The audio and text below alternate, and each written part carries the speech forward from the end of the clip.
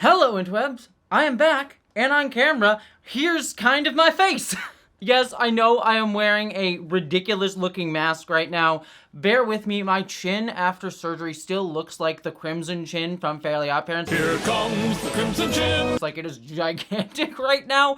So you're getting this ridiculous get-up. I feel like this is a good middle ground between the pandemic Batman costume that I was wearing before. And now I can actually kind of have a hole to talk out of. Also, I like having a beard. I think it's kind of funny considering I just got facial harmonization surgery to look my face quote-unquote more feminine. Now I have a beard.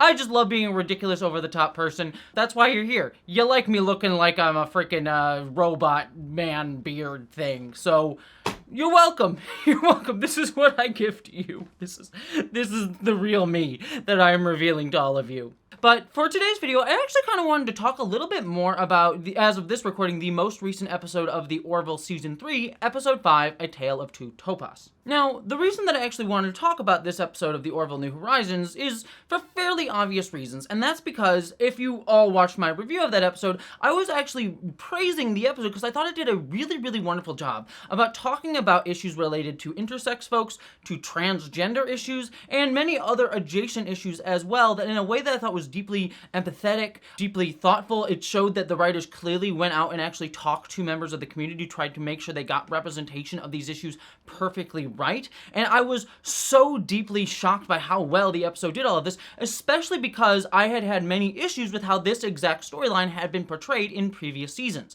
For those of you who may not remember or are new to the Orville New Horizons, this episode dealt with the character of Topa, who is a character that was born female in the alien culture of the Mocklins, which is an alien race within the world of the Orville, which, by the way, the Orville is kind of like a Star Trek The Next Generation-esque TV series.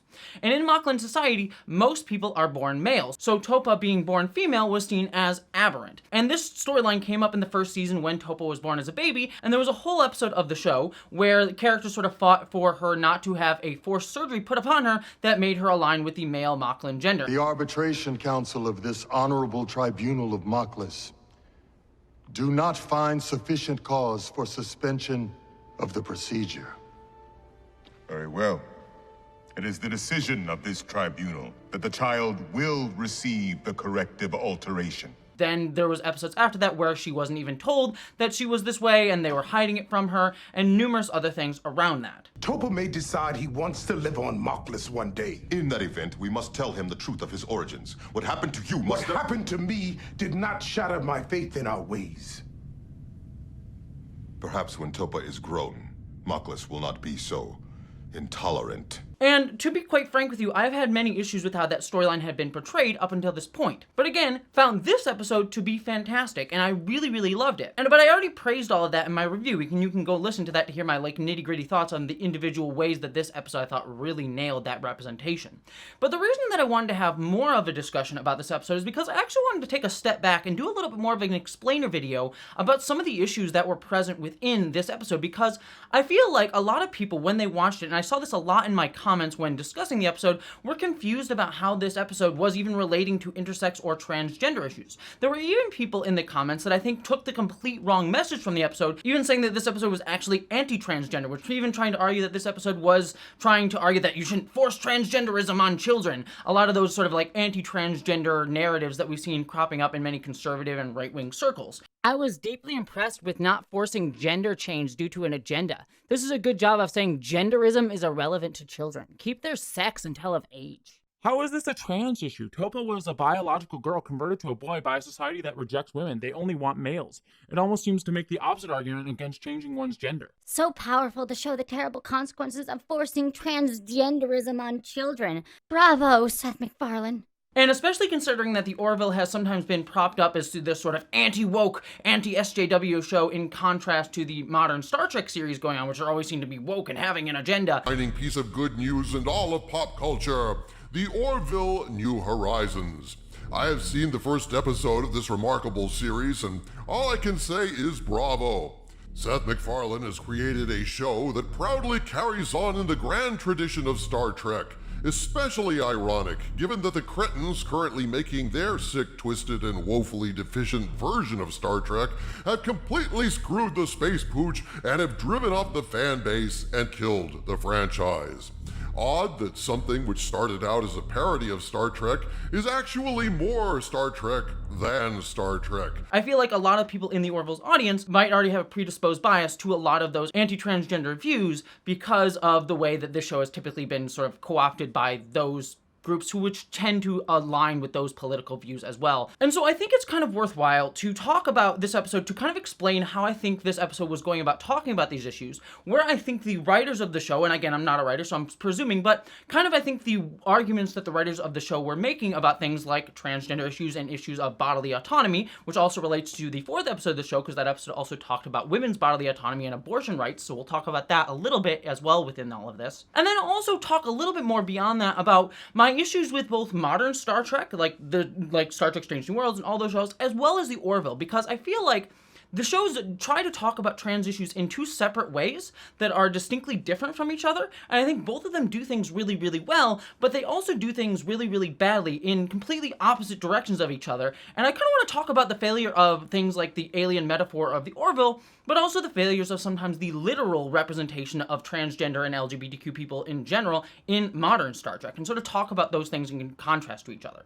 So I know that that's a big preamble, but I think it's a necessary groundwork to lay to have this conversation. So let's start off by talking about how the Orville depicts intersex issues and why people may be confused about how this episode is even representing intersex issues at all. So a lot of the confusion that people have when we discuss intersex stuff when it comes to the character of Topa is that Topa is born female. And many people wonder, like, well, male and female people in human society aren't intersex. That intersex people are actually something different outside of male and female. And that is completely true when we're talking about humans.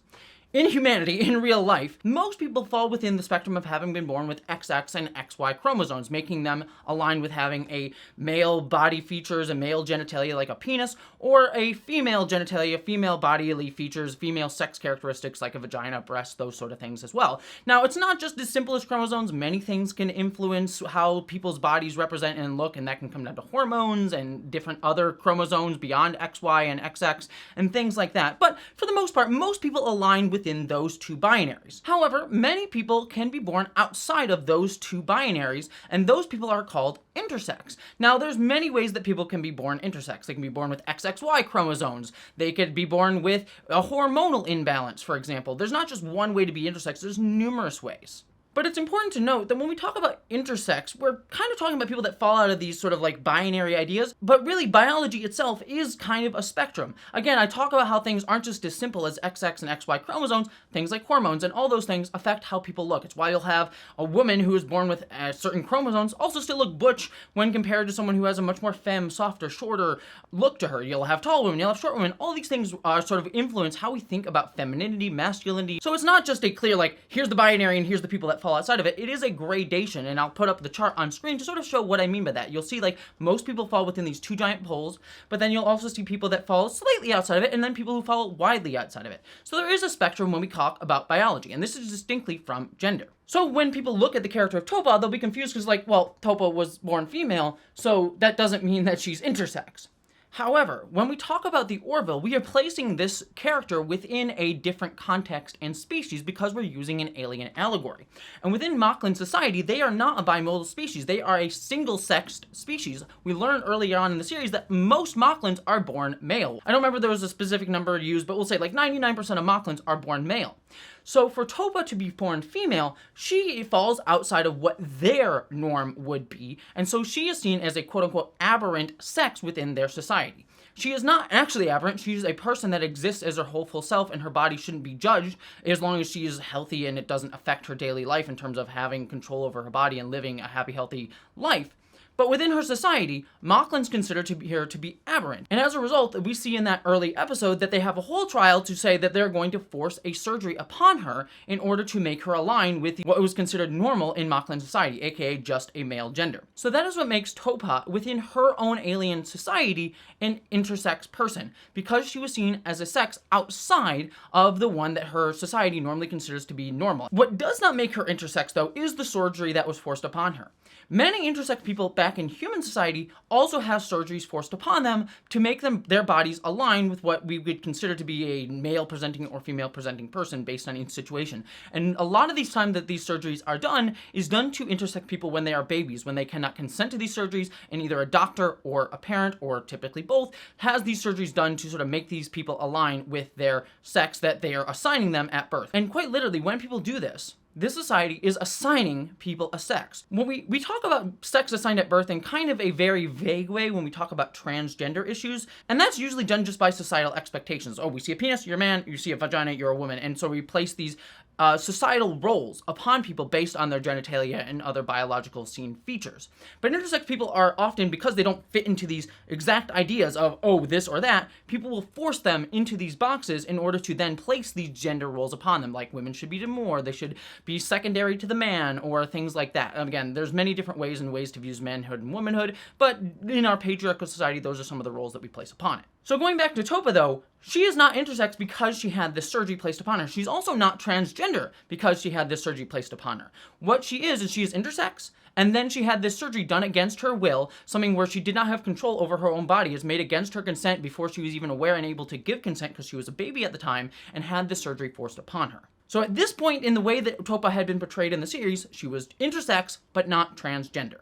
Fast forward to this current season 3 episode, where we have Topa start to realize that she's having feelings that don't align with the male gender that she's been told to be. In fact, she even is having suicidal thoughts because she is unable to express what she's feeling about her body, but she knows something is wrong and she doesn't know how to say it, and so she's feeling like maybe she's wrong, maybe she's bad, maybe she feels something bad about herself, and honestly starts thinking about choosing to end her life because she doesn't feel like she'll ever fit in. Isaac, what is it like to be dead?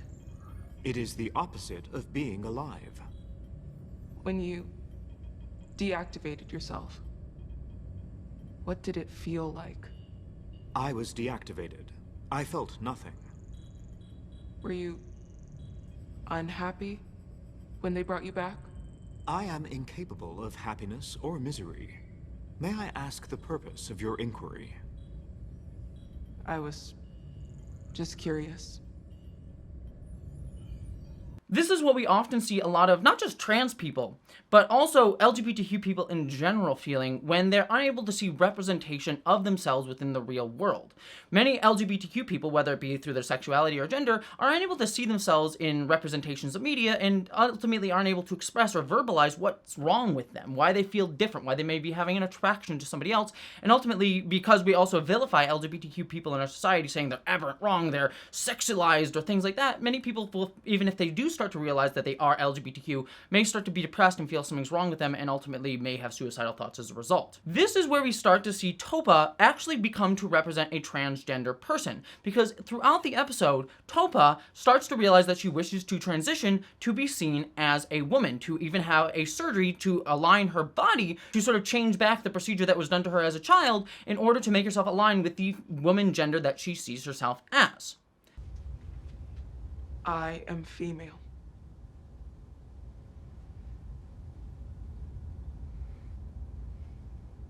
What makes someone transgender is not having surgeries. Surgery is not required to be transgender. Topa was not transgender because she had a surgery as changed against her will when she was young. What makes her transgender is that she realizes that the gender that was assigned to her at birth, the male gender, the expectations of being a man that was placed upon her, do not fit her. And because of that, she wishes to actually go against what the society has told her to be, to act, to present her body as. And that is what actually makes her trans. In a way to illustrate the contrast of this, the character of Crichton, who is Topa's father, is also an intersex person. We learned that he was born also as a woman and had a surgery to make him align with male sex at birth against his consent. And that also caused a lot of suicidal thoughts we see represented throughout the episode in his life. You are mocking me. You invited. Do you know how much pain I would have been spared had I not discovered that I was born female? But at this time, he does not identify as a woman. He identifies fully as a man. He doesn't wish to, at least at the time of me filming this video, maybe there'll be a storyline down the road where that'll change, but as of right now, he does not wish to change his gender presentation or how he exists in the world to align with that of a woman. He is a man, he sees himself as a man, even though he had this surgery forced upon him as a child. So he is intersex, but not transgender. Because being trans, again, is just not wanting to align with the gender expectations placed upon you at birth by your society. So while Topa and her father are both intersex, they are not both transgender. And this is where I think I see a lot of people get confused and even might interpret this episode as anti-transgender. I saw a lot of people saying, like, you shouldn't force transgenderism on children, kind of referring to Topa's surgery that she had when she was a child. And they are sort of equating this with surgeries that trans people choose to go through when we're older, like myself. I recently had a surgery on my face. I've also had vaginoplasty. I've had breast augmentations. These are surgeries that I had when I was older, and many people equate those surgeries as being transgender. The distinction, though, is that the surgery that Topa chooses to get was a choice that she made, that she consented to, that she was informed about and was fully aware of the consequences and ideas around, and she chose to make it. It's the choice, it's the awareness, the bodily autonomy, the ability to choose what your body is and how you wish to be perceived by the world. That is what makes someone trans, not surgeries. Choosing how you wish to present in the world, whether that be just choosing pronouns, whether it be wearing clothes, whether it be getting a surgery. All of these different things can be mixed and matched. It's that choice, the understanding of I wish to not align with how I'm told to be, that makes someone trans. This is preposterous. Do you have any idea what you are suggesting? Look, this kid has been at the center of a cultural cyclone since the day she was born. It's about time that we all stop trying to decide who she is, shut the hell up, and let her tell us. And let me be clear, being trans is not a choice. Your gender identity is not something that you choose to be, but choosing to transition to make your presentation on the outside align with how you feel in your gender is sort of a part of the journey of, for many people, to be trans. And again, transition isn't necessarily required to be trans, but again, it sort of goes to that core gender identity idea, not wishing to align with roles placed upon us by society. And so a lot of these anti-transgender views come down to just medicalizing transness. That just seeing transness as just being something that requires surgery, that just requires you to have some form of surgery or medical intervention to have happen. But trans can have that, but it is always done with in consent of the person doing it. Choosing hormones, choosing pronouns, hormones, surgeries, things like that. Not something that is done to them, assigned to them by society. And you'll honestly see this sort of narrative around anti-transgender movements taking away the bodily consent of trans people when we talk about these surgeries. If you want a good example of this, Jordan Peterson, who I'm not going to get fully into because he's a whole other bag of weeds that I don't necessarily want to talk about, but in a specific situation, Jordan Peterson recently was kicked off of Twitter because of the way that he talked about Elliot Page, the actor, in a tweet. Number one, he dead-named Elliot Page, but the other thing that he talked about in that tweet is he sort of talked about Elliot Page having had a doctor forcibly take his breasts off of him, referring to Elliot Page's top surgery. And in that tweet, Jordan Peterson makes it sound as if the surgeon was coming in and did this surgery against Elliot Page's will. Remember when pride was a sin and Page just had breasts removed by a criminal physician? But that's not actually what happened. Elliot Page consented to that surgery, chose to get that surgery, wanted to get that surgery to make his body align with how he felt about his body. It wasn't something taken away from him. It wasn't agency taken away from him. He had full bodily autonomy control to make that choice for himself, to make himself happier. So a lot of people trying to push anti-transgender narratives will try to push this idea that trans people are having these surgeries against their will. They even push things like the detransition narratives, like propping up people who chose to detransition after getting surgery and saying, oh, how horrible it was. They had these things tricked upon them. Their choice with their body wasn't necessarily their own. But then it forgets that a lot of these people, number one, chose to have those surgeries in the first place. And while it is horrible that they have regret about the surgeries, that is bad, and that is something that we need to have better, like, mental health tools in order to provide these people, in order to have access to therapists and things like that, in order to better understand and know the risks and have informed consent when going into these surgeries. That is honestly a very, very small percentage of the trans community who feels regret about having surgical intervention for detransition. But for the most part, like, the biggest study that was done on this found that I think at most like 3% of people possibly regret detransition, and most of those people are people who don't choose to detransition because they regretted the surgery, but because there are other societal pressures, like people being bigoted against them and discriminating against them, harassing them, that makes them choose to detransition. In the episode of the Orville, while it is placed in this Moclan society, all of it comes back to Topa making informed consent. One of the things that is great about the episode is once all the characters involved realize that Topa is having these feelings, they let her guide them. There's a scene in the episode where they literally have her talk to a therapist, in this case the doctor on the show, and she says we need to let her dictate to us what she wants, not us try to tell her what to do. That's why the most important thing we can do right now is listen. Topa's gonna have to guide us. Like, for example, if a character had come in, like Kelly, and said, well, oh, you're having these feelings? Well, you know what you need to do? You need to have a surgery to make your body align with a woman. Let's get you in there, we'll give you a vagina, it'll be all great, and you'll be happier after that. If they had told her that, that would have been a problem. But what is done in the episode is Topa says, after having been able to see representation of herself, by the way, which is also another power of representation, to be able to see it and then articulate what you want, she chooses to have the surgery, that she dictates this. I read about her in the Kimbok file, but it did not describe her appearance. Her face appears so wise. Wait till you hear her speak. And there are questions brought up in the episode about her ability to consent given how young she is. Where medical issues are concerned, union law states that if a child is not of legal age to make the decision on their own, it requires the consent of at least one parent or guardian. Doesn't require both. And that's totally a legitimate question. And that's a question I think is an ongoing conversation that we are having as a society right now, even beyond anti-transgender narratives, about what's the age of consent for certain things like puberty blockers, being able to go on hormones, able to have a surgery. And I don't necessarily know where that line is. Maybe it's 18, maybe it's 16, maybe it's different ages. I think that should be an ongoing conversation done in good faith, which it isn't always, but when done in good faith, I think that's a conversation about where the line is there. And I think it's different for every single person, because every single person will be more mature or less mature, able to give informed consent or not at different ages, because we're all different people. But the important thing here is bodily autonomy. And that's the thing that I think is most important in the way that this show depicts it, is that Topa gets to choose to have bodily autonomy, something that she didn't get when she was younger, when she had that surgery forced upon her. A doctor, you must realize that Topa is too young to make this decision. Are you hearing yourself? Seriously, are you completely oblivious to the hypocrisy of what you just said? He is an adolescent. She was a baby. Doctor.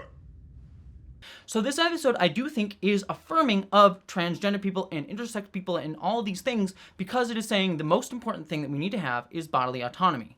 And this, by the way, relates to the way the show The Orville represents issues of abortion, by the way. When we talk about abortion, a lot of us know that the whole point about talking about the need to access abortion is people having bodily autonomy and ability to choose what to do with their own body. Women, trans men, non-binary people who have a uterus, who are able to give birth, having a choice to be able to choose what to do with their body. It's all about that bodily autonomy. And Philosophy Tube did a great video about this years ago surrounding the issues around bodily autonomy and abortion. I recommend it if you're curious more about those. The Orville actually, in the episode prior to this one, in episode 4, did a sort of brief scene about abortion, showing how horrific it was that this super orthodox religious society was sort of forcing people to be harassed and traumatized if they chose to get an abortion. So the show is overall talking about the importance of people to be able to choose their bodily autonomy. And that is why I think the Orville is actually doing a great job when it comes to discussing these issues within the alien metaphor. However, this brings me to my final point that I wish to point out, and that is the failure of the show when it comes to only placing these issues within a metaphorical framework. Because I think a lot of the reason that this episode is so confusing to many, and why many people even think that this might be an anti-transgender narrative when it is not, is that because before this episode, they had, like I said, episodes that related to Topa being intersex. But that episode, most notably about a girl in season 1, kind of conflated a lot of different issues all at once. They talked about intersex issues, transgender issues, women's issues, all within a singular episode in a way that wasn't entirely clear-cut or clear what they were talking about. It is my understanding that you refused to perform the gender alteration procedure on the child in question, correct? That's right. No ethical doctor anywhere would do it. Captain Mercer, tell me about your penis. Did I miss a segue of some kind here? If the episode had just focused on intersex issues, then it might have been a little bit clearer when we get to season 3 what this episode was talking about and the delineation between intersex, trans, and gender and women's related issues within the episode. But because that earlier season episode kind of botched it when it came to discussing those issues, it leads to a lot of confusion, because these things are all placed within an alien metaphor, and because that alien metaphor was used for many different, myriad of different things, it makes it unclear when the episode tries to really hone in on one issue and talk about it more clearly. And this is the problem that I have when we only talk about representation of anybody, but specifically in this case LGBTQ people, within a metaphorical framework. Because what it does is it otherizes us, it makes us seen as only alien, and it also means that our issues are only seen in alien metaphor, and sometimes those alien metaphors can be dictated by the biases and the lack of knowledge by the people writing it. So while this episode in season 3, A Tale of Two Topas, got it right and clearly showed that the writers went out of their way to talk to people of this experience to get it right in this episode, because they had botched it earlier on because they didn't talk to those people, I think it leads to this this episode having those confusions. And that's why when you do metaphors around these issues, it is very important to get it right. But I do want to compare this, though, to modern Star Trek. One of the things that I love about modern Star Trek, be it Star Trek Discovery, Star Trek Strange New Worlds, even Star Trek Picard, or Star Trek Lower Decks or Prodigy, for example, is that those shows, each one of them has LGBTQ characters. I mean, Star Trek Discovery has 6, for heaven's sakes. And Discovery specifically has a trans man and a non-binary character in it. And even recently, Star Trek Strange New Worlds had a non-binary character in it as well. And for the most part, in most cases with those characters, a lot of them are not being used to necessarily overtly talk about transgender and non-binary issues. There are a few scenes here and there, for example, like the character of Adira in Star Trek Discovery having a scene where they state that they wish to have their pronouns be they, them. I've never felt like a she or a her, so I would prefer they or them. Which I think was great because it actually shows like this is the natural thing that many non-binary people go through and have to articulate and say. And then you also have episodes like Strange New Worlds where there's a non-binary character who never draws attention to the fact that they're non-binary. They use they, them pronouns, but no one ever points out the fact that they're non-binary. It's never stated. And I think that that kind of mixture is really great because it's letting LGBTQ people exist as themselves for ourselves and not necessarily be dictated by the issues surrounding us. However, because we've seen in society today so many anti-transgender, anti-LGBTQ narratives going around, I mean, we literally see things like rumor being tossed at every single LGBTQ person today, but many anti-transgender, anti-LGBTQ people in the right wing right now trying to sexualize LGBTQ people. You'll see whenever trans or non-binary or LGBTQ people in general appear in a work of fiction as ourselves, not in alien metaphor, you'll see a lot of people saying that the show is woke, preachy, SJW, having forced diversity, trying to shove things down your throat, even if they're not talking about LGBTQ issues. Because our bodies are seen as inherently sexual, our bodies are seen as inherently political, just by the nature of us existing because we have been so politicized as a community. And then when we do talk about our issues, like we saw with the character Adira, everyone will constantly harp on those representations, saying like, oh, look how SJW and preachy they are, and they'll talk about it even 2 seasons later when the character of Adira has had numerous storylines outside of the non-binary status to just say these characters are defined by their sexual identity. And it showcases the need to not only have literal representation, but also metaphorical representation as well. Because when we talk about things in the Orville, one of the benefits of doing these allegorical stories about characters like Topa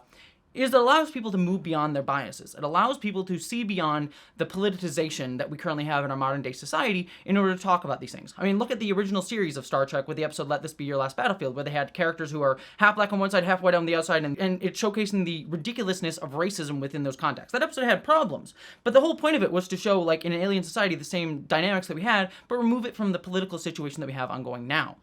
But again, metaphor can be misinterpreted. It can be otherizing to LGBTQ people. And the issue that I have with the Orville is that it doesn't really have any explicit LGBTQ representation. And the Mocklins, by the way, like Bortus and Crichton, do not represent LGBTQ people. Yes, they are in a same-sex relationship, but within the context of their society, these characters are not queer. That type of relationship is normal. They don't face any discrimination within their society. There are no actually human, literal characters who are LGBTQ.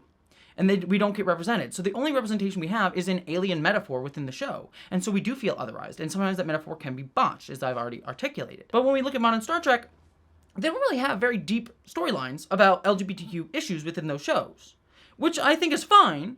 You don't need to always have episodes about LGBTQ issues. But it also means that people don't necessarily get a lot of education about LGBTQ people when watching these shows, and then just target LGBTQ people as political just by inherent sexualization of our bodies. And I should point out that Star Trek Discovery has had some discussions around trans and LGBTQ related topics through alien metaphor, such as with the character of Grey getting a new body in Season 3, but it's more of a background story and not necessarily a front and center story throughout the series, on the same level as something like the Orville has done with this recent episode.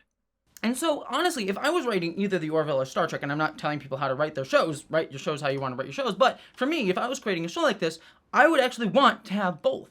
Have transgender, LGBTQ people within a show literally being human characters that represent these communities, like we see in Star Trek Discovery, for example. But then have alien metaphor talk about these issues like we see in the Orville and have deep, thoughtful discussions around these issues. But don't have the LGBTQ character represent them, like don't have them centered in it, but maybe have a character like Topa go to a trans character and say, I'm having these feelings, and I know in human society you don't face this discrimination anymore, but I know you have these sort of same feelings around your gender. Could you be my representation to sort of talk me through and help me articulate some of these feelings that I'm having within my society? And what that would allow is LGBTQ people to be involved in our own storylines, but not necessarily have to always be constantly centered within stories of our own discrimination. That we get to exist beyond bigotry and harassment and discrimination in these series that are supposed to be about the progress forward of humanity, the utopian vision of the future, or at least a hope for a utopian vision of the future that these Star Trekian shows represent, but that we don't necessarily always need to be centered within our discrimination and getting to have storylines beyond that. And it sort of has the best of both worlds, metaphor and literal representation. I think when those two are married together, that creates a better way to discuss these issues. That sort of bypasses the politicization of our bodies and able to let people see these issues being discussed, but also lets LGBTQ people literally be seen, and also lets LGBTQ actors and creators and directors and writers also get to take part in these stories as well, without always having to center ourselves around how we are discriminated against, and show that we have full lives outside of how we are discriminated against. So, that is everything that I wanted to say about the Orville, A Tale of Two Topas, because I thought it was an interesting way to lead into this discussion around metaphorical versus literal representation and the problems and benefits of both.